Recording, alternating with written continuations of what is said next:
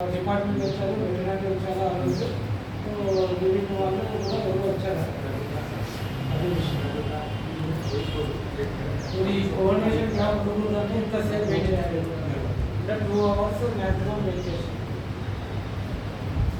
అందుకోసమే టైం ఇవ్వాలని చెప్పి డిసైడ్ చేసి నెల టైం అన్నా ఇచ్చిన సార్ మాకు ఎందుకంటే ఇవ్వనండి. టైం గురించి అడగదండి, మీ సలహా చూసాం చెప్పండి.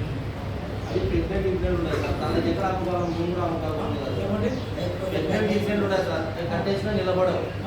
ఇప్పుడు ఆల్రెడీ ఒకటి కట్టేసినందుకు చచ్చిపోయింది. దాని గురించి అడుగుతున్నాం ఒక నెల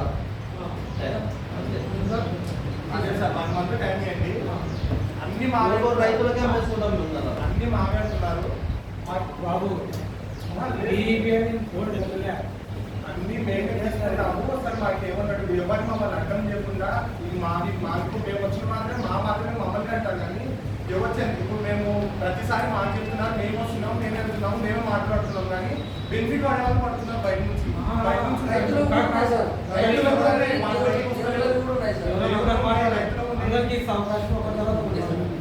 దేవుళ్ళు ఉన్నాయి, రైతులు ఉన్నాయి, వాళ్ళు ఎవరు వస్తలేరు. ప్రతిసారి మేము మాట్లాడుతున్నాం, సరే మేమే వెళ్ళిపోతున్నాం, కానీ ఇప్పుడు ఉన్న వాళ్ళంటే రైతులుగానే ఉన్నారు సార్. ఇక్కడ లేరు వాళ్ళు మామే అంటే మాకు ఫిట్టింగ్ పెడుతున్నారు దీంట్లో అని మేము అడుగుతున్నాం.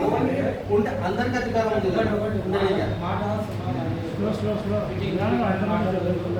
ఇక్కడ బాబు మాట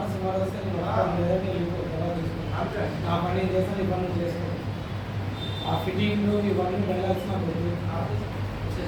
ఒకటి అట్లా నింపే నీకు పిల్లలకి ఇచ్చి ఇవన్నీ నాకు అవసరం లే, నోటీస్ ఇస్తాను, నా పని చేసుకుంటా, డిపార్ట్మెంట్ నుంచి మేము ఉన్నాం చేసుకొని పోతాం. అనాథ లాంగ్వేజ్ వద్దు. మేము ఒక మానవ దృక్పథంతో ఇవంతా ఏర్పాటు చేయడం జరిగింది. నేను కూడా 2-3 రోజుల నుంచి జర్నీ చేశాను, రోజు లీవ్ పెడుతున్నాను. కానీ ఇక్కడికి ఎందుకు వచ్చానంటే నేను కూడా ఒక కుటుంబం రైతు కుటుంబం తెలుసుకోండి, ఆ బాధ తెలుసు కాబట్టి ఇక్కడ ప్రత్యేకంగా కాన్సెప్ట్తో పెడుతున్నాను. దయచేసి కార్ లాంగ్వేజ్ వద్దు. రైతులు చెప్పేది ఎవరైనా ఉన్నాయి జరిగే దీని మీటింగ్ తర్వాత జరిగేది ఏమి, ఫస్ట్ ఆఫ్ ఆల్ కేసా లేదా తరలించడమా లేదా ఏదో ఒకటి నిర్ధారణ చేస్తాం. అది నీవే నావే లేదా రైతులవే లేదా బయట వాళ్ళవే ఎవరితో మాకు సంబంధం లేదు. రికమెండేషన్ కూడా విన్నాం.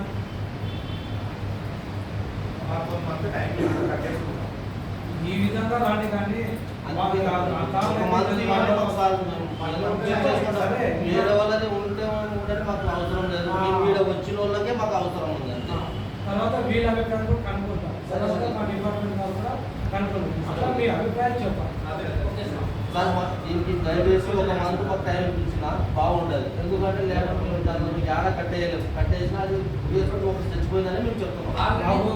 దీనికి ఒకటి ఉన్నది, మనకు ఒక ఏదైనా కానీ ఒక కుక్క పిల్ల కానీ ఒక జంతువు కానీ లేదు ఏదైనా కానీ ఇప్పుడు మన సైకిల్ కానీ మన 2-వీలర్ కానీ 4-వీలర్ ఏదైనా కానీ ఒక మెయింటెనెన్స్ అది మనకు ఖర్చు నింపుతుంది లేదా దానికి పనులు జరుగుతుంది. దాన్ని ఎంత మెయింటైన్ చేసుకున్నప్పుడు నువ్వు నీళ్ళు ఎందుకు పెట్టుకుంటావు, బిల్లు ఎందుకు కట్టుకుంటావు, 10 లక్షలు పెట్టి గవర్నమెంట్ లోన్ ఎందుకు ఇస్తుంది, ఇవన్నీ ఎందుకు చేస్తుంది.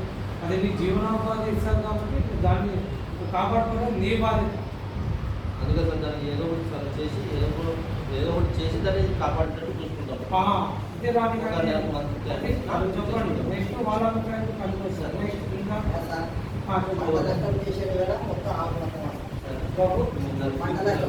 ఒకటి చిన్న పిల్లలు కూడా ఇబ్బంది పడుతున్నారు, రైతు వాళ్ళు ఇబ్బంది పడుతున్నారు, బస్ వాళ్ళు ఇబ్బంది పడుతున్నారు, పబ్లిక్ ఇబ్బంది పడుతున్నారు, ఈ జన సంచారం తిరిగే చోట్లకి ఇబ్బంది పడుతున్నారు. తర్వాత రైతుల పొలాలు కూడా నష్టపోతారు. ఇట్లా అన్ని విధాలుగా ఇవి జరుగుతున్నాయి. ఈ నీతి అనేది కాదు. అదే సార్ నా అయితే అడ్జస్ట్మెంట్ ఊళ్ళో ఆలోచన చేస్తారా మొత్తం ఫ్రీగా ఏం పేరు హుసేన్ పేరా రూరల్ సార్ టౌన్ మేము అడ్వాన్స్ డిపార్ట్మెంట్ ఎందుకంటే ఏమన్నా రాదు. టౌన్లోకి ఏమన్నా మీ వస్తువులు మీరు జాగ్రత్త పెట్టుకోండి. మీరు పెంచుకోండి, మీరు దాని నుంచి ఆదాయం వస్తుంది కాబట్టి దానికి సంరక్షణ కలిగించుకోండి. బాబు నువ్వన్న మాట్లాడే నేనన్న మాట్లాడు. ఆదాయం లేకున్నప్పుడు ఎందుకు వస్తావు, ఎందుకు వస్తావు? మరి రాని రాకపోని ఇప్పుడు పాలు సిబ్లింగ్ బయట పాలు వస్తాయి, దాని నుంచి ఆరోగ్యం వస్తుంది కదా, ఏదో ఒక ఉపయోగం ఉంది కదా. మరి ఉపయోగం లేదు కదా. ఇక్కడ అందరి ఉద్దేశం చేస్తే మాట్లాడుతున్నామా, కేవలం ఏది రానిది ఇంకొక ఈ మాట తీసుకుని కాదు. వీటన్నిటికీ మేము ఒక ట్రాక్టర్లో ఏదో పెట్టి పబ్లిక్గానే దాని పట్టికగా ఇంకోటి ఏదో తీర్మానం పెట్టి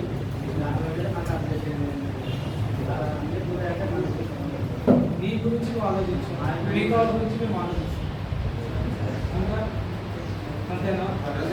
నెక్స్ట్ ఒకరు మాట్లాడారు. పొలం వచ్చేసి ఒక రైతు పొలంలోనే 20% 15% ఉంటాయి సార్.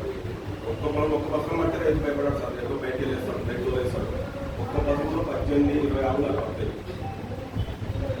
అప్పుడు ఈ రైతు పొలం సార్ రైస్ పెరిగారు సార్, ఏం లేదు ఉదాహరణపల్లి రోడ్లో పొలంలో ఏం లేదు, కంది చెట్టు తప్ప నేను సాలాలకి అనేది తినేసి ఈ రోజు తోలుతూనే ఉంటాం, కాలకాల బంధువులు వ్యవస్థలో ఉంటాం.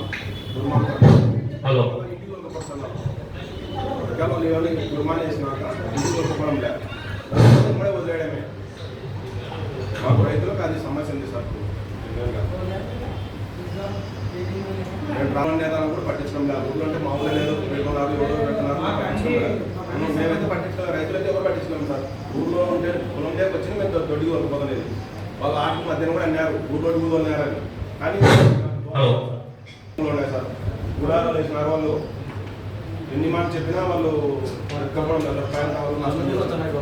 అదే వచ్చిన బాగా వచ్చిన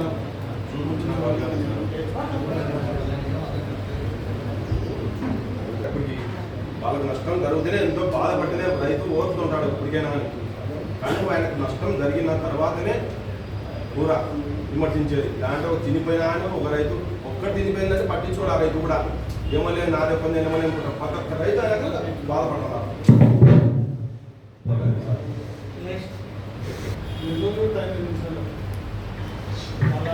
వాళ్ళ పశువులు అనేది వాళ్ళు ఐడెంటిఫై చేసుకుంటారు. ఒక 2 రోజులు 3 రోజులు టైం ఇస్తే వాళ్ళు దాన్ని పట్టేసుకోవడానికి ఆస్కారం సార్. మాకు 4 రోజులు టైం ఇచ్చారంటే పిల్లలైతే కాపాడుకోలేము సార్. అది కూడా కొద్దిగా దృష్టిలో పెట్టుకుని మీరు వాళ్ళకి దృష్టిని తెలుస్తుంది అని చెప్పి